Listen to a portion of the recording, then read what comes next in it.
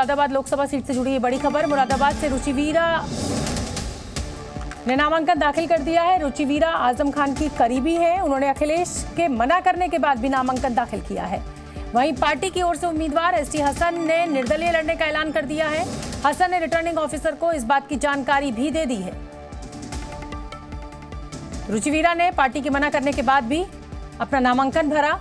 अखिलेश यादव ने पर्चा भरने से मना किया था, लेकिन उसके बावजूद आजम खान के करीबी मानी जाती है रुचि वीरा।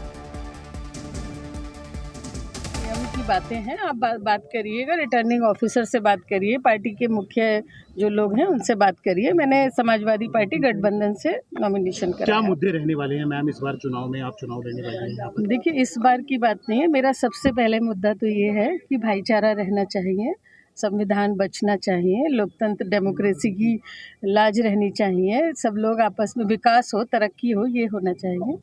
क्या कहना चाहेंगी राष्ट्रीय अध्यक्ष जी के लिए? आजम धन्यवाद कहना चाहूँगी, शुक्रिया कहना चाहूँगी। बिल्कुल, आजम खान के जिस तरीके से उन्होंने काम किया है रामपुर में या इस पूरी बैंक में, वही सब काम अब जारी रहेंगे? बिल्कुल रहेंगे, दुआ करिए इंशाअल्लाह।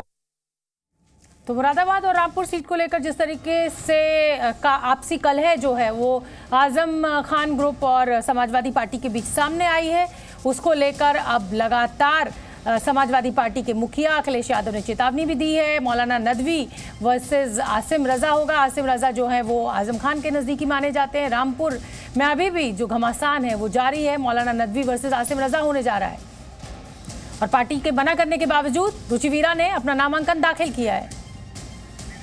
विवेक त्रिपाठी जी न्यूज़ संवाददाता मेरे साथ जुड़ रहे हैं। मैं विवेक, ये कैसा पार्टी का अनुशासन है? किसी को कहा जा रहा है साहब नामांकन नहीं भरना है, वो नामांकन भर दे रहा है। उधर एसटी हसन ने अपना पार्टी सिंबल वापस कर दिया है। तो ये किस तरीके से, मतलब ये रामपुर और मुरादाबाद जहां पे समाजवादी पार्टी की अच्छी पकड़ रही है और हमेशा चुनाव जीता है समाजवादी पार्टी ने, अब इस बार तो मुझे लग रहा है कि हालात काफी गंभीर हैं। बिल्कुल, दोनों ही सीटों पर पिछली 2019 में जब मोदी की लहर थी तब भी समाजवादी पार्टी ने दोनों सीटें जीती थी। रामपुर भी जीती थी, मुरादाबाद भी जीती थी। हालांकि रामपुर हाथ से निकल गई थी उपचुनाव में जब आजम खान को सजा हुई, कन्विक्शन हुआ, उसके बाद से वो सीट निकल गई। लेकिन अब जो हालात हैं वो बड़े अजीबोगरीब हैं। समाजवादी पार्टी का शीर्ष नेतृत्व या कहें कि सीधे अखिलेश यादव ये तय नहीं कर पा रहे हैं कि किसको सिंबल देना है। सबसे पहले एसटी हसन का नाम था, चूंकि वो विनिंग कैंडिडेट है, ये कहा जा रहा है, मौजूदा सांसद भी हैं और जाहिर सी बात है उस चेहरे पर ही दांव लगाना था। समाजवादी पार्टी ने उनको सिंबल दिया, उन्होंने कल अपना नामांकन भी करा लिया। आज आखिरी दिन था। आजम खान के प्रेशर में रुचि वीरा का नाम भी शुरुआत से ही चर्चा में चल रहा था। रुचि वीरा को भी समाजवादी पार्टी की तरफ से सिंबल अलॉट हो गया। 2 सिंबल अलॉट किए गए, यानी एसटी हसन और रुचि वीरा दोनों को सिंबल दे दिए गए।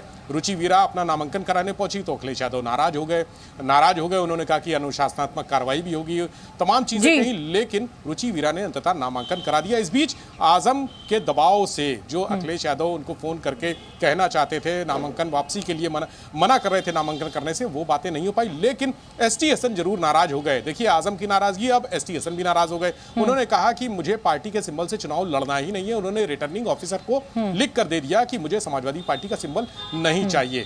अब डीएम ने घोषित कर दिया कि समाजवादी पार्टी का सिंबल इनके पास है, रुचि वीरा के पास, तो अधिकृत प्रत्याशी। तो मतलब कुल मिलाकर अब ये विवेक या माना जा सकता है कि ये जो आपसी रार है, चाहे वो आजम ग्रुप हो और चाहे अखिलेश ग्रुप हो, या कुल मिला के कह दीजिए कि पार्टी के खिलाफ जो बगावत है आजम खान की, मुरादाबाद और रामपुर सीट जो है वो उसका भविष्य जो है वो अधर में। और यहाँ बीजेपी, आप जानते हैं कि सामने ब्रांड मोदी है, किस तरीके की लड़ाई बीजेपी लड़ रही है।